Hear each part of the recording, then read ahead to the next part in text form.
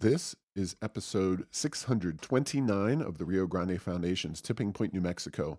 I'm Paul Gessing. And I'm Wally Drangmeister. I'm president of the Rio Grande Foundation, New Mexico's free market think tank. You can find out more about the foundation at riograndefoundation.org. Wally, another episode, another day, more big news in this case, national politics.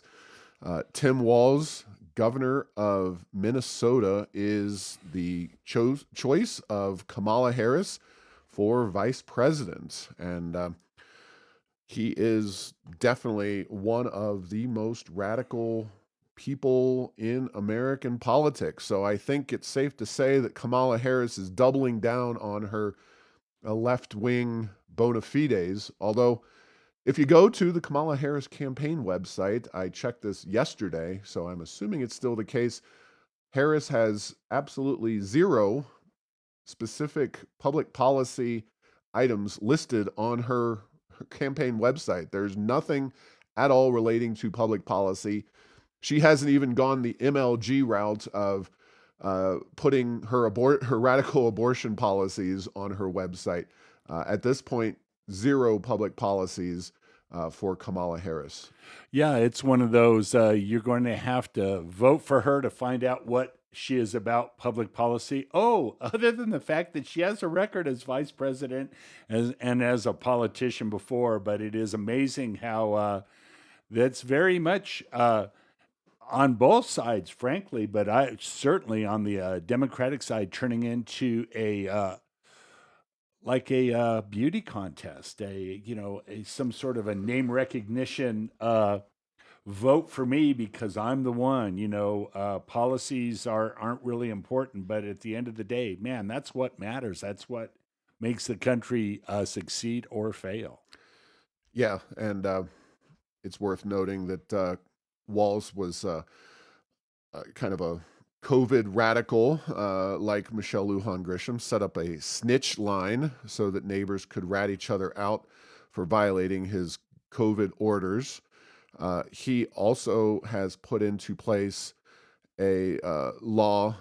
He signed a law that essentially lets the state take away your kids if you don't agree to radical gender affirming care.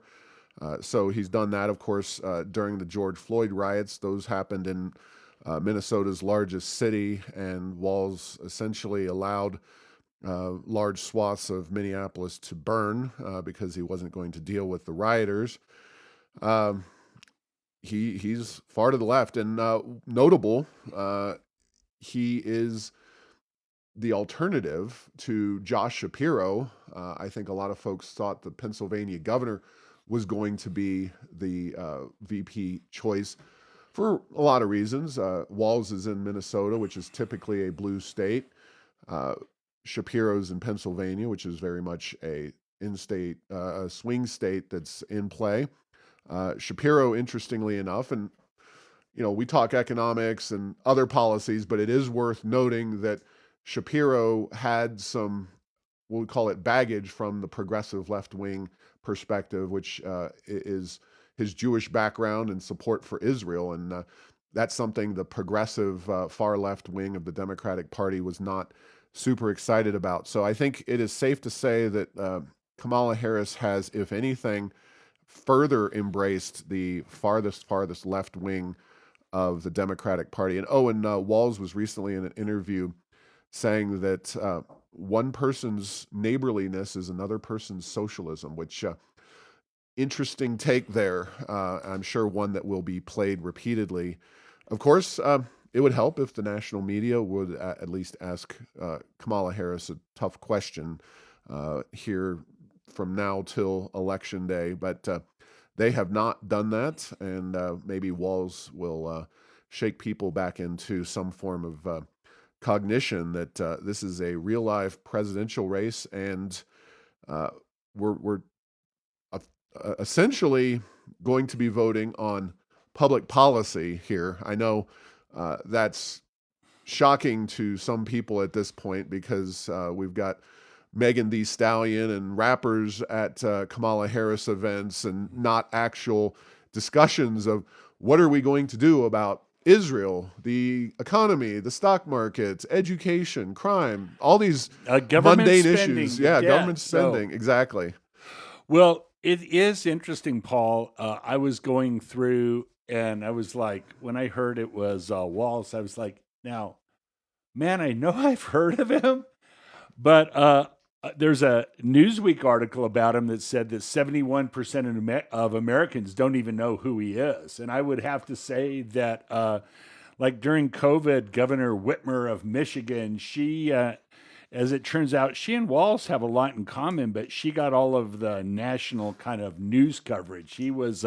His policies were as bad or worse than hers, but for whatever reason, he flew under the radar screen. And so, if you have a vice president candidate that has 71% name recognition, uh, it's not only do no harm. It's like, okay, let's get this out of the way and forget about the vice president as soon as we can. Would seem to me to be the strategy on the D side, and we're going with all Kamala all the time, and we'll see what happens with that. I don't think that Walz is going to. He's certainly not going to move moderates into the D camp, and he will solidify and probably energize the radical left. But it seems like they're about as energized as you can get. So this is an interesting one. I think here pretty soon, once the VP debate comes and goes, I think that'll be it. We won't hear about these VP candidates much anymore at all. Yeah, and but it is worth noting the exact quote. Don't ever shy away from our progressive values, Walz said. One person's socialism is another person's neighborliness. And I think So here, what I think if what you does that what does that mean? I mean, it sounds good. That sounds like, oh, that sounds great. So does that mean that if I do something neighborly for you, that's neighborliness, right? But if I have something that you want, you can just take it from me. Is that what that means, or what does that even mean? So it's I like think you bring your neighbors an apple pie, and then you can dump your trash in their backyard. I think that's the way this all works, isn't it? okay. Yeah. Or once you bring your neighbor one pie, they can come to your house and come inside and take There all you the go. pies they want in the Make future. their own So pies in your exactly. kitchen. Good times. So, all right. Well, that quote alone is disqualifying in my humble estimation, but we will move on because ultimately, yes, this is about the top of the ticket, and we'll probably do a detailed episode about the actual presidential race and the pluses and minuses of the various candidates a little closer to early voting, but also in a timely issue, top of the front page of the Albuquerque Journal this morning is that the company based out of Canada, Emera, I believe is how it's pronounced, EMERA. Amera, yes, I've Emera heard it. is Yeah. is going to try to sell, and I say try based on the fact that the Public Regulation Commission will ultimately approve or disapprove this, just like, at least mechanically speaking, the merger with PNM and Avangrid, although theoretically, I think New Mexico Gas Company will be less controversial. We shall see. Uh, Interesting statement here from the CEO of Emera, who told the Albuquerque Journal a key motivation factor for us by selling the New Mexico Gas Company in making this difficult decision, of course it's corporate speak, is looking to continue to strengthen our balance sheet, continuing to invest in growth. Now, generally speaking, companies that are trying to grow try to acquire other companies, not sell them off. Uh, I hate to say this, but am I reading into this correctly or incorrectly, Wally, that they are trying to grow by selling off a New Mexico based business? Because that's what it seems like. Well, and here's what I think, and again in corporate speak, and being a recovering CPA and worked in accounting and finance, I think what he's saying without saying it is, We want our strength in our balance sheet for growth, meaning we have this asset that we think has limited upside potential because New Mexico has limited upside potential and a lot of craziness on the regulation side. Let's get rid of this asset and let's buy something that has better chances in the future going forward. I don't think he intended to be that clear, but that when I read that quote, I was like, okay, yeah, that makes sense. But he did it very politely because there's rate cases pending, and you've got to get permission from the Public Regulation Commission for the sale. And there's as they say, there's a lot of chicken left on that bone to get to where they want to get to. But just looking at what's going on in New Mexico, there's this view that we will not need fossil fuels in a few years, and a lot of our regulatory decisions assume that. And things like putting in the peaking facility at in the Rio Rancho area to be able to provide more gas during the winter and acquire it at a lower price in the summer. Things like that just were voted down by the PRC, and the state's not growing. And I think they said maybe we could get out while the getting's good. Yeah, of course, they were rebuffed recently, and Rio Grande Foundation didn't actively engage in the debate, but there was an effort by New Mexico Gas Company to get approval to build a storage facility on essentially the west side of Rio Rancho, so kind of out away from folks. That would help mitigate against potential interruptions in service. And they were rebuffed by the PRC, and the environmental groups all opposed them. Didn't seem like their opposition was from any real position aside from, we don't like fossil fuels, we're going to oppose this.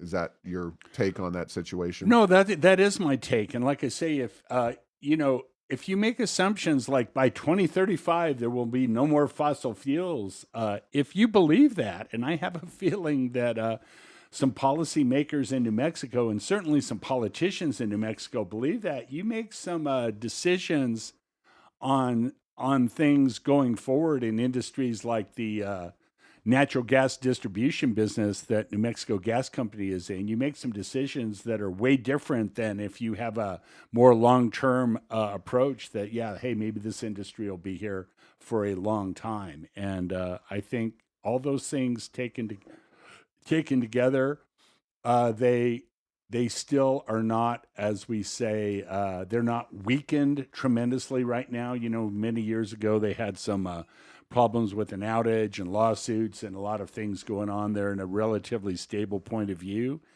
in their business. And I think that maybe, like they say, I think they did make the strategic decision. It's better to sell this and put the money in the bank and or buy something else in the not too distant future that could do better for us as a company. And that's Emera's point of view. Yeah, kind of the old George Costanza. It's not you, it's me. So I get it. We understand that this is the way things work in corporate speak land, but I hope we did a good job of translating that for folks out there, because maybe it is us is the bottom line. Yeah. So let's see. New Mexico's EV transition appears to be or lack stalling thereof out. Yeah, what I transition? know. So we went and checked out data from the Alliance for Automotive Innovation. They're kind of a trade group for the electric vehicle industry. They recently provided Q1 data for 2024. That's first quarter data regarding the percentage of new vehicle registrations in various categories. Electric versus non-electric is what we're looking at here. Interestingly enough, shockingly enough, despite all the hype, all of the push, all of the subsidies, all the mandates that will soon kick in, New Mexico's share of electric vehicles actually dropped from 23 to 24, the first quarter of each of those years, to 4.59% now in 24. That is a reduction of 0.13%. So not a huge reduction there, but 4.59% of the total isn't exactly massive, especially when your governor says she's mandated 43% of vehicles sold in New Mexico within less than 2 years now are electric vehicles. So easy peasy, 10 times the number of vehicles being sold in New Mexico within 2 years need to be electric. I'm sure this is an easily achievable goal in ways that are respectful of individual liberty and personal freedom, right, Wally? Yeah, absolutely. And, Paul, that absolutely was a little bit Sarcasm heavily sarcastic. here, yes. Here's the thing is that is this going to be like Obamacare where we're going to make people buy EVs? Because right now, the price of all vehicles is really high. We've had a lot of inflation, supply chains, and consumer and industrial channels. And so the price of vehicles is high, finance costs is high because interest rates are up, the insurance on all vehicles is up, but it's certainly very high on electric vehicles. And the number of fast charge stations around the country, around the state, are very, very low. And so there are a lot of headwinds. And, I was thinking about this.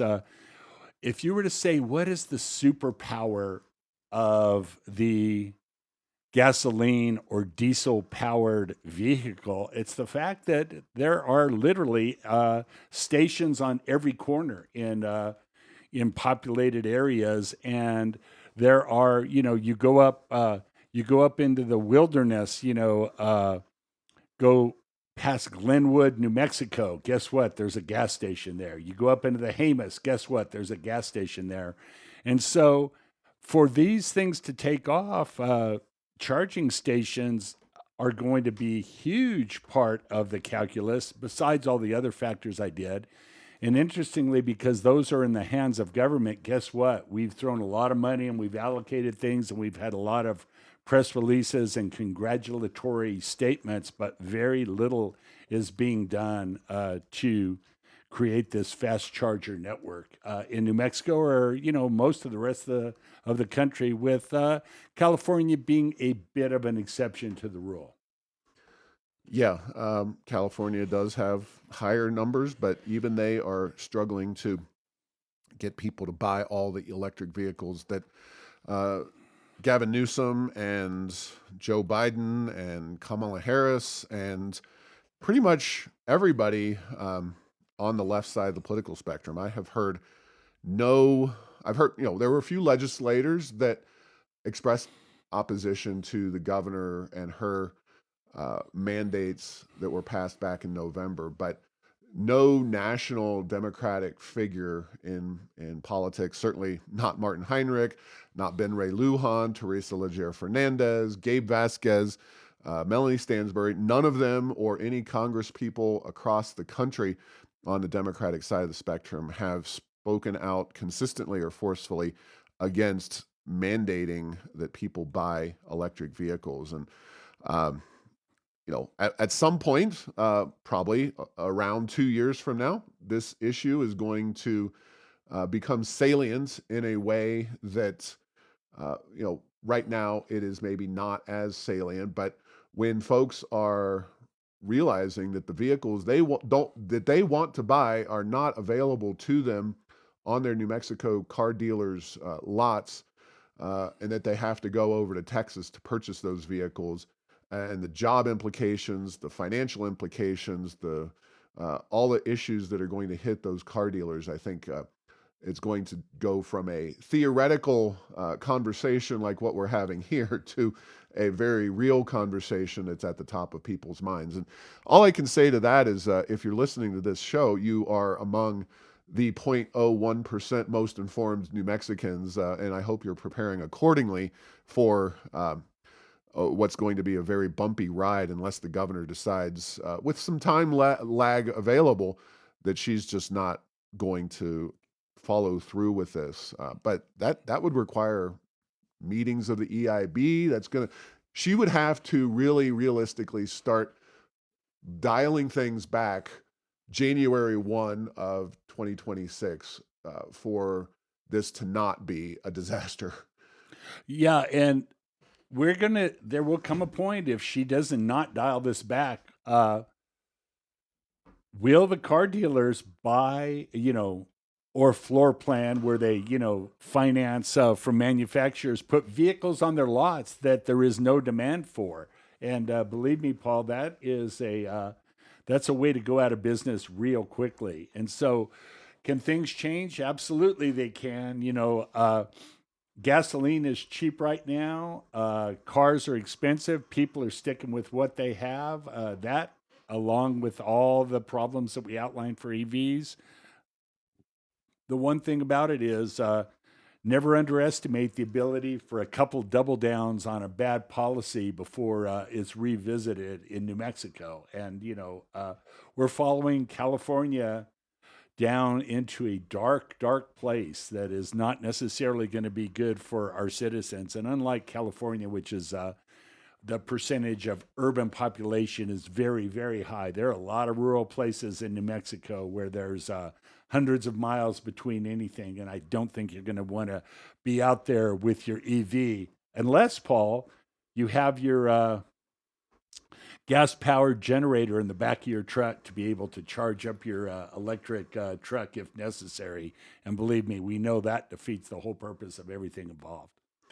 Yeah, no doubt about that. And while gas prices at the pump may not be down considerably, recent movings in the stock market and concerns about a recession certainly have had a impact on crude prices. And New Mexico, again, worth pointing out for the umpteenth time that we are in a production-driven boom here in New Mexico, but a sustained downturn in the price of oil could have profound impacts on New Mexico's revenue picture and overall economic picture. Right now, as we talk, $73.48 for crude oil, definitely down a little bit.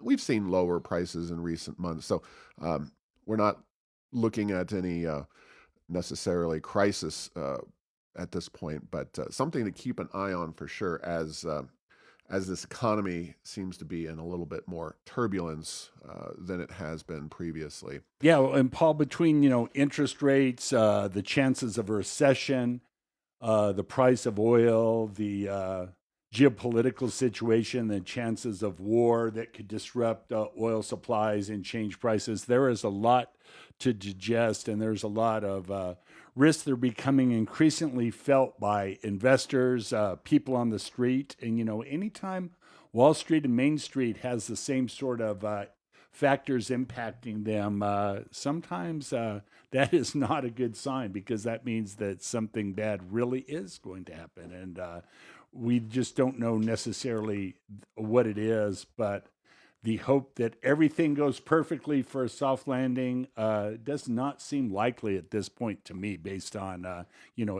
volatility of many sectors of the economy and many political aspects in our world and the U.S. UNM's College of Public Health is now demanding, as far as I can tell, that students and possibly others in the program sign a DEI pledge. That is a diversity, equity, inclusion pledge.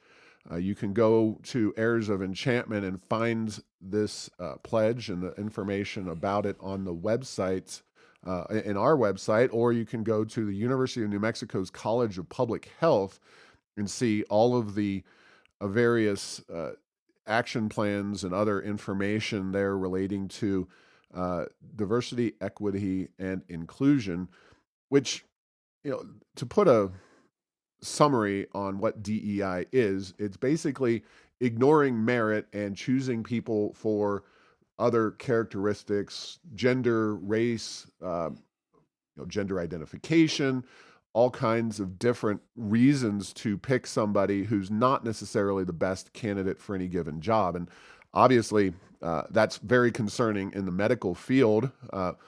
There's already been a great deal of loss of, I think, credibility in the medical profession, and especially the public health folks, which this group, this college, is headed by Dr. Tracy Collins.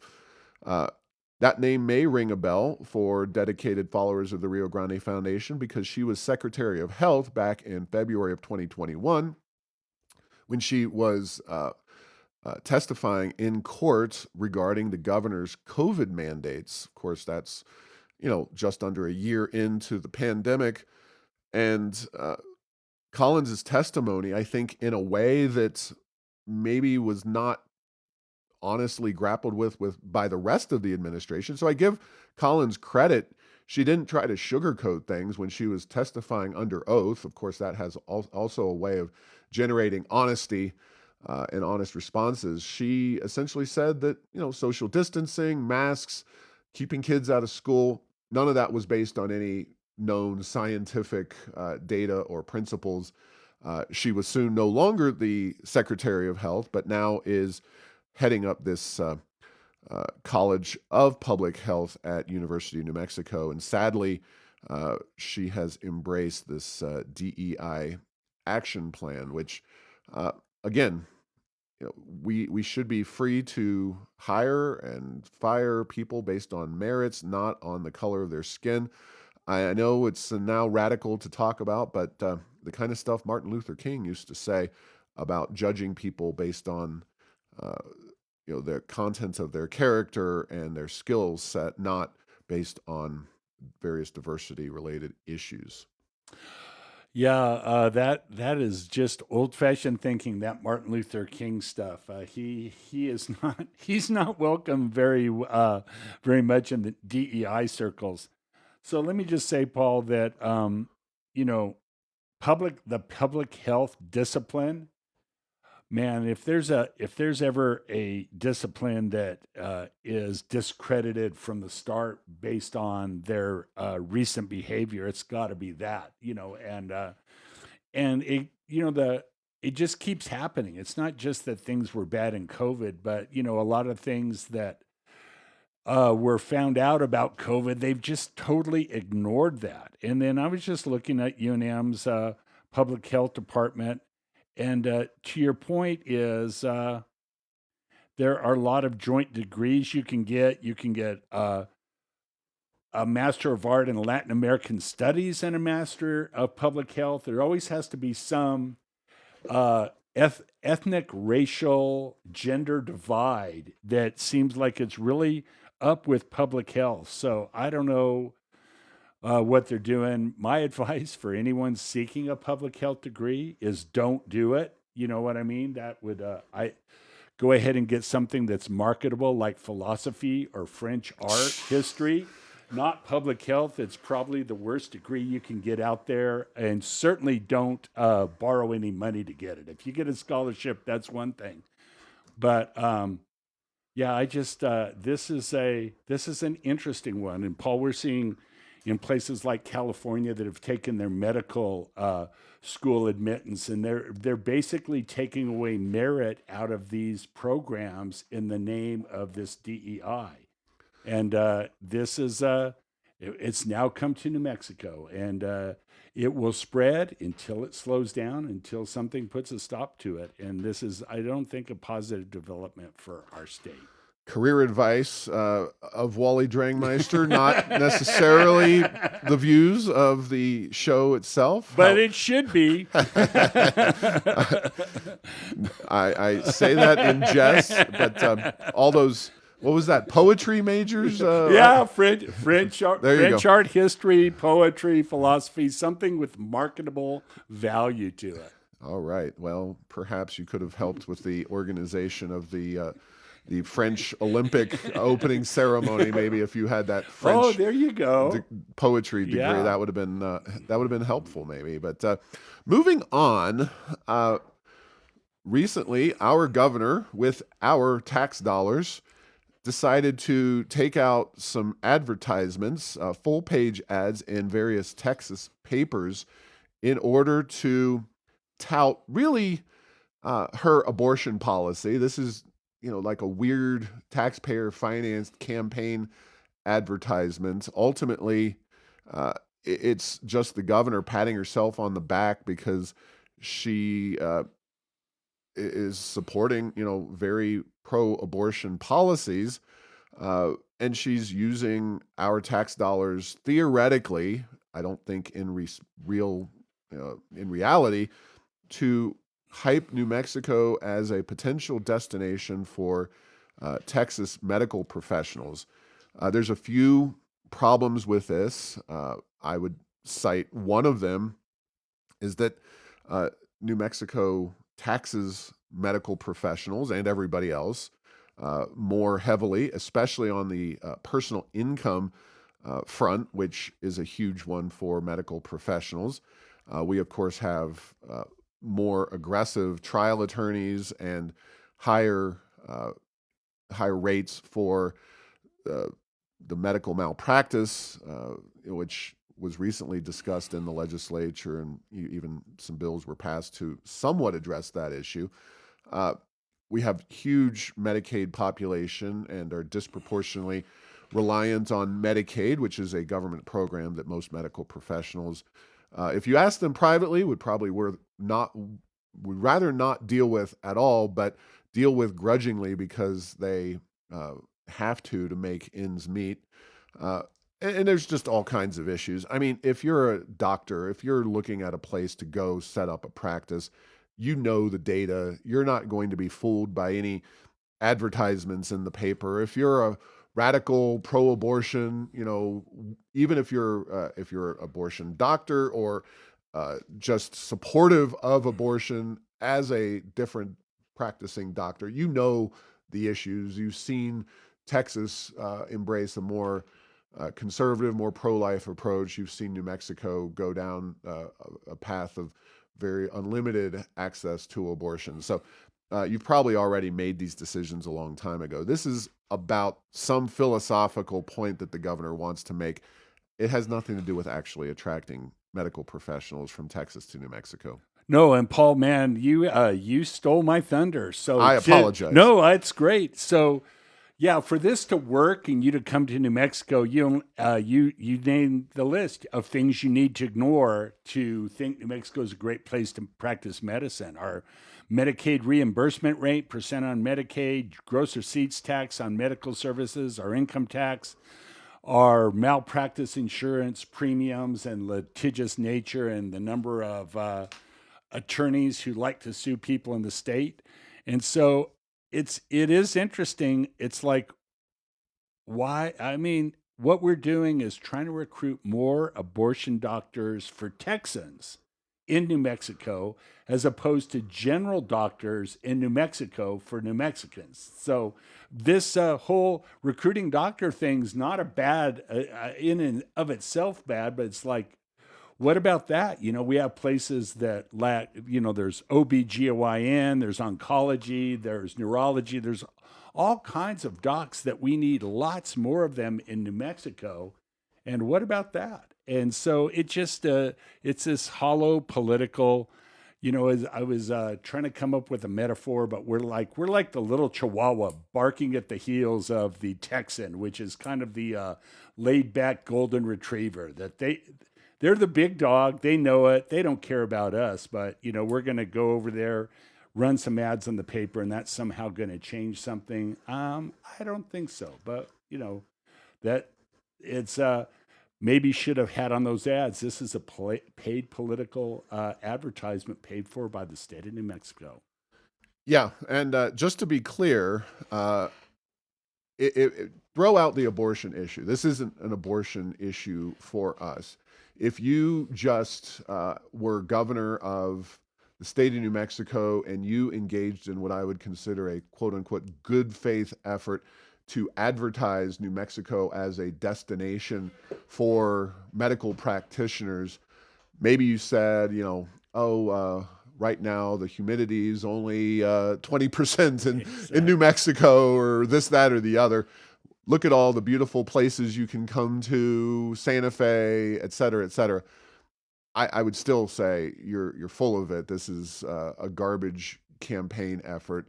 All you're doing is papering over New Mexico's inferior policies. Now, don't get me wrong. We've done the research. We've looked at the issues within New Mexico and its challenge in attracting medical professionals. These are not highly mobile people because when you get a practice going, you have customers, patients that you treat for years and years and years. It is very cost prohibitive and challenging to abandon that and then go to another state. It takes, it really hits your bottom line as a medical professional. Now, if you're a nurse working for a big hospital, that's another thing, but you're not going to be impacted dramatically by the abortion policy anyway, or really, quite frankly, anything else. You're a lagging provider. You're just not going to be the one making those big decisions based on whether it's economic policy, income tax, medical licensing issues, or abortion policy. It's really irrelevant. You're going to be making these decisions based on the actual public policies in place if you do have the chance. And New Mexico got a ways to go. To her credit, she did sign the bill to eliminate the GRT, gross receipts tax, on certain payments to medical providers, deductibles and copays. That was a small victory of the 2023 session. The Rio Grande Foundation was very much involved in highlighting that issue for years and years before that was actually done. To say there's a lot more work to be done to make New Mexico an attractive destination for medical providers is a massive understatement. Yeah, no question about that, Paul. And so we will see what happens. Hopefully we don't incite our Texas brothers and sisters to the east to start running campaigns in New Mexico about leave this hellhole of New Mexico and come to Texas, where we have these following factors. Because again, we've got better weather. We know that. At least we have the weather, but that is not necessarily what builds good, solid economic systems and causes people to live in a location. We have proven that in abundance here in our state. Sadly, I don't think anybody in Texas will notice or care about anything New Mexico does until we massively change our approach to politics, economics, education, and virtually everything else. Because while New Mexicans love to hate Texas, Texans don't give a flying bleep about New Mexico by and large. They are competing against California. They're competing against New York and Illinois, other nations, France. They are in a different. It's kind of like. No offense to your New Mexico State Aggies football team, but it's kind of like Alabama. Does not worry about the Paul. I know. Me. I'm so sorry about that. Yeah, they're fighting for national championships and BCS berths. The Aggies, God love them. They've had some nice seasons recently, but they're still fighting for the Goodyear.com bowl or some other. The BCS kind of football team coaches don't wake up in a cold sweat at 2 a.m. and say, "Oh my God, we have the Aggies on our early season schedule."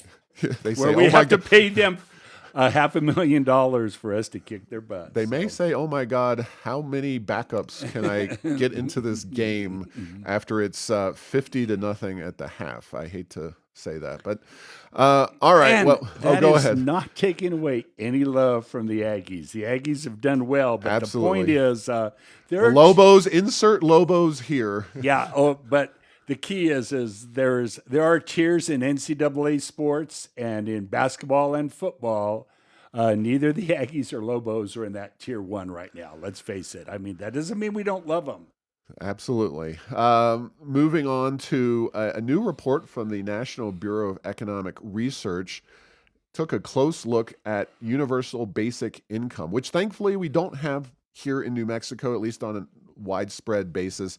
We do have some experiments, some pilot programs, but they did a actual scientific analysis. By scientific, I mean, even in social science, if you can do a control group, that is the way to do it.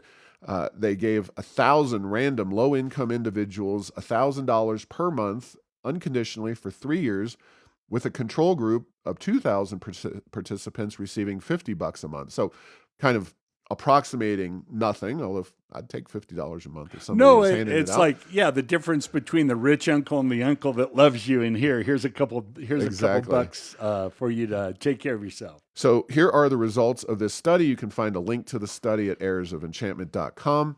UBI participants ended up earning $1,500 less despite being given $12,000 more annually. For each dollar received, total household income dropped by at least 21 cents. UBI participants remained unemployed longer than the control group, and they worked less with no substantive change in quality of employment. And they also reported higher rates of disability. As I write in conclusion, the benefits of work appear to be more than simply getting a check.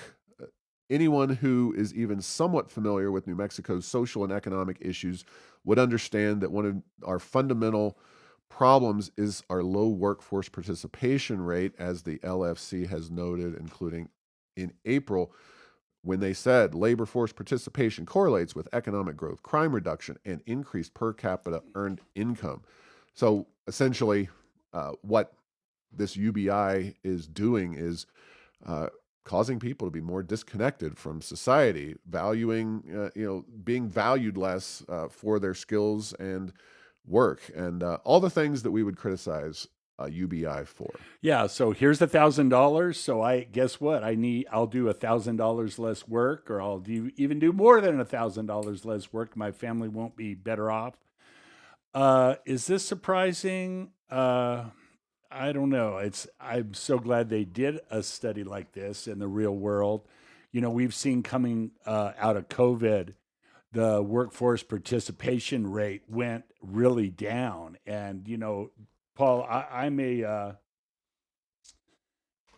a sophisticated enough data analysis person to know there's no one category that makes up that low workforce participation rate, but there are lots of different categories that do that. But the one that's the most concerning to me is the 20 somethings that unmarried 20 something males not working. What are they doing? Living at their, crashing on their friends' sofa, living in the basement of their parents' house. There's a lot of things, and it's interesting to see that this money didn't necessarily inherently make things better. Who would have thought? So it's the other thing is that there's been talk over the years about replacing all of these public assistance programs with a single payment.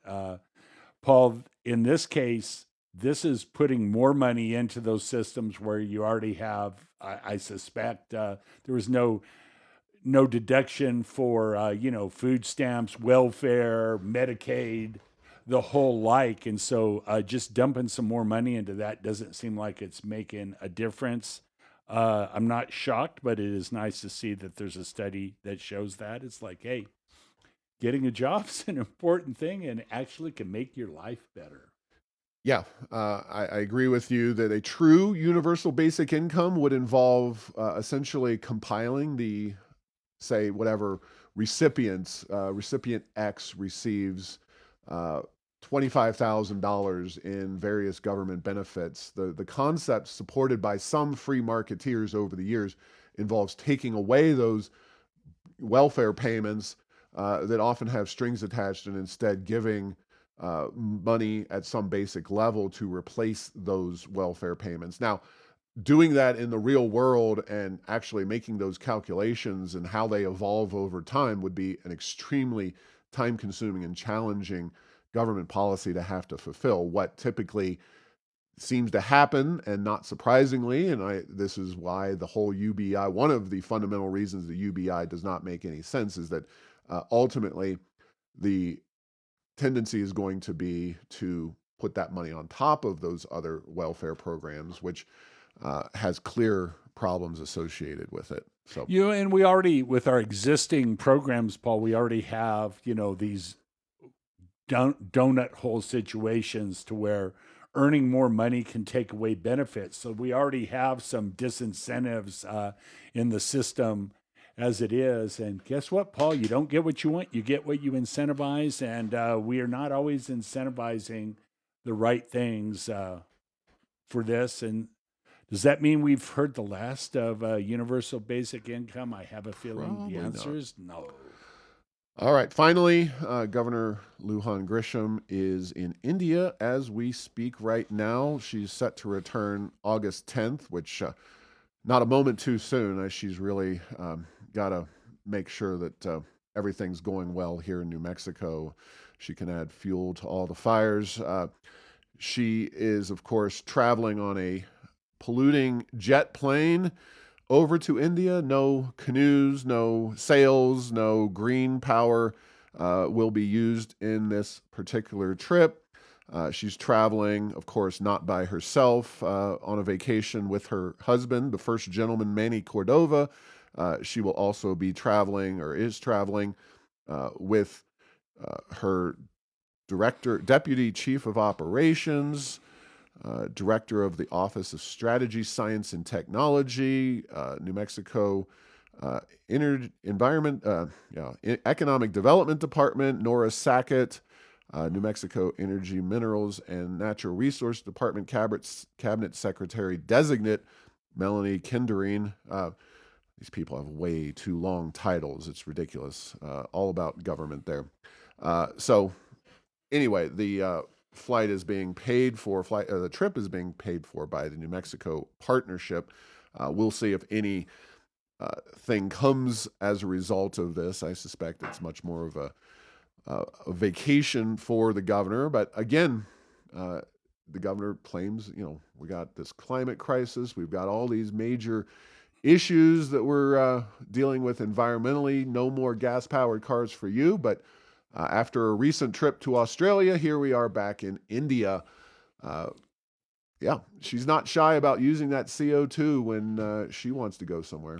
And Paul, this is a strange one for me. Before the governor left, what's your guess if you were to poll 1,000 New Mexicans and say what country is the most important to New Mexico from a trade point of view, from a business point of view, from a technology sharing? How many would have had India on there? I'm going to say 2 out of 1,000, and I'm being generous. So this is like the movie The Graduate. Plastics, but in this case, India. It's like this is just a very strange one. This does have boondoggle written all over it. Yeah, and of course, I would expect that India, because I do know a little more than the average person, just based on Intel being such a disproportionate manufacturer within this state, what's often seen by average people as not trade, where Intel ships microchips from here at Rio Rancho to a facility in another country. It's within the company, but it's still considered international trade. I don't know how much of that winds up in India, but of course they're known for a lot of those kinds of technologies in India. I don't know if that's anything at all relating to what the governor's over there for. There's been no specific announcements about anything. No, and let's say that it is related to that. Here's the key: is make New Mexico a better place to have a manufacturing plant. It's one of those. So even when we try to maybe stretch a little bit and say, well, maybe there is something about this. And believe me, it's not like relations with any country from a business point of view that nothing can come of it. But I have a feeling if it's like some of the other trips that have happened, there maybe is a company in India that's going to announce some sort of a green technology investment in New Mexico, or who knows. So, they don't tell you that it's all set up and ready to go until after they get back. They make it sound like it's part of the trip over there, but we'll see if that happens. And if not, I hope they have a restful vacation so that the administration will be ready to work in the legislative session that's coming up in January. It's very kind of you to have that very gentlemanly perspective about the governor. Well, we're going to leave it right there before we have to get out the hip waders and shovel. Thanks for listening to this week's episode. Find all episodes at tippingpointnm.com or at the Rio Grande Foundation's YouTube channel. Subscribe to the show at Apple, Stitcher, or tell Google Home to play Tipping Point New Mexico. Thanks to Path 3 Marketing for producing this show.